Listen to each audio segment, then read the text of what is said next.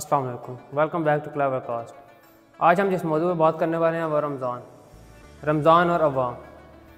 अगर रमज़ान की बात की जाए तो रमज़ान का महीना सब माह में से सबसे अफजल महीना है। इसके बारे में हुज़ूर सल्लल्लाहु अलैहि वसल्लम ने यह भी इरशाद फरमाया कि जिसने रमज़ान के रोज़े इस नीयत से रखे कि उसको अल्लाह ताला का इनाम मिलेगा तो उसके पिछले तमाम गुनाहों को माफ़ कर दिया जाएगा। अब अगर रोज़े के हवाले से बात की जाए तो रोज़ा क्या है? मैं समझता हूँ कि अल्लाह ताला ने एक ज़रिया पैदा किया है जिसके थ्रू इंसान अपने तमाम गुनाहों और बुरे अमाल से निजात पा सकता है। इसी के साथ साथ रोज़ा इंसान के अंदर एक एहसास पैदा करता है कि वो अपने सराउंडिंग्स में देखे, अपने आसपास के लोगों का एहसास करे, उनको किसी चीज़ की ज़रूरत हो, और बाकी तमाम बुरी चीज़ों से बचने का एक बहुत बेहतरीन किस्म का ज़रिया है। अब अगर रमज़ान के हवाले से मज़ीद बात की जाए तो हम देख सकते हैं कि जहाँ रमज़ान तमाम उम्मत मुस्लिमा के लिए एक बाइस निजात है और सवाब कमाने का बेहतरीन तरीका है, उसी के साथ साथ अगर हम पाकिस्तान के ऊपर बात करें तो दो तरह के तबके हैं हमारे यहाँ पे, एक अमीर तबका और एक गरीब तबका है। अमीर तबके की बात की जाए तो वो तो ऐसे लोग हैं जो मतलब तमाम साल अपनी ज़रूरियात और ख्वाहिशें उसी तरह पूरी करते हैं और रमज़ान में भी उनके लिए कोई खास मुश्किलात पैदा नहीं होती। लेकिन गरीब तबके की बात की जाए तो उनमें एक दिहाड़ीदार मज़दूर तबका है जो पहले ही 2 वक्त की रोटी कमाने के लिए मुश्किलात का सामना कर रहा होता है। लेकिन और उसके बाद फिर अगर रमज़ान में स्पेशली बात करें तो फिर उनके लिए अपनी दिहाड़ी और रोज़गार कमाने के लिए जो मौके होते हैं उनको ढूंढने में और ज़्यादा मुश्किलात का सामना करना पड़ता है। जैसा कि आप सब ऑलरेडी जानते हैं इस बात को कि पाकिस्तान में इन्फ्लेशन रेट पहले ही बहुत ज़्यादा है, तो रमज़ान के महीने में इसका असर अवाम पे और ज़्यादा बुरी तरह पड़ता है। आपको पता होगा कि बाकी आम आवाम के ऊपर किस तरह से असर हो रहा है, क्योंकि जहाँ पे आम दिनों में चीज़ें ख़रीदना आवाम की पहुँच से दूर होती हैं, तो यहाँ पे रमज़ान के महीने में कीमतों में और इजाफ़ा हो जाता है। इसके साथ साथ अगर देखा जाए तो गवर्नमेंट को कुछ पॉलिसीज़ करनी चाहिए और उन्होंने कुछ की भी हैं जिसमें यूटिलिटी स्टोर्स हैं, लेकिन उनकी भी हालत अगर देखी जाए तो ज़्यादातर प्रोडक्ट्स वहाँ पे अवेलेबल नहीं होते।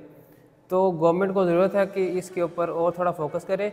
आप सब ऑलरेडी जानते हैं कि पाकिस्तान में इन्फ्लेशन रेट किस हद तक ज़्यादा है, तो इसी हवाले से अगर बात की जाए तो महंगाई आवाम की कमर मज़ीद तोड़ती है रमज़ान के महीने में, क्योंकि जहाँ पे आम दिनों में चीज़ें आवाम की पहुँच से दूर होती हैं तो इस महीने में इसका और ज़्यादा बुरा असर पड़ता है।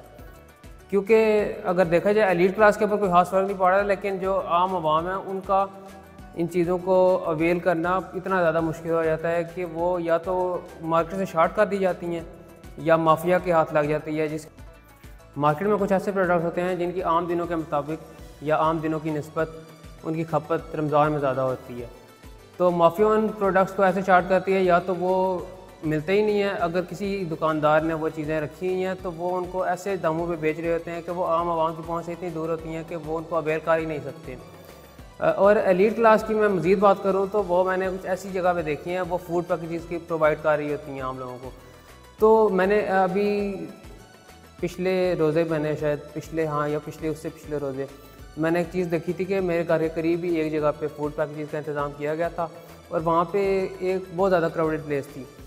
तो वहाँ पे मैंने एक चीज़ नोट किया कि लोग जिनको मैं जानता हूँ कि वो अच्छे वाले मतलब वो अपनी चीज़ें अफोर्ड कर सकते हैं, तो वो भी वहाँ पर मैंने उन लोगों को भी मौजूद देखा है। तो इस मौके पे अगर बात की जाए तो फूड पैकेजेस का काम करना, फूड पैकेजेस प्रोवाइड करना वो बहुत अच्छा एक स्टेप है, लेकिन अगर देखा जाए तो इस चीज़ का वहाँ पे अंदाज़ा लगाना कि कौन हकदार है और कौन आउट ऑफ फन वहाँ पे मौजूद है, बस वो चीज़ें ले रहा है और अपना शुगर मेले के तौर पे वहाँ पे मौजूद है, तो ये बहुत ज़्यादा इम्पॉर्टेंट है कि आप वहाँ पे हकदार को कैसे चीज़ प्रोवाइड करेंगे। और तो हमें भी इस चीज़ का ख्याल रखने की बहुत ज़रूरत है कि हम भी अपने आसपास के लोगों का एहसास करें और देखें कौन ज़रूरतमंद है और उसको उस चीज़ तक रसाई दिलाएं। और साथ ही साथ मैं इस वीडियो का एहतमाम करना चाहूँगा। Please like and subscribe and keep supporting us.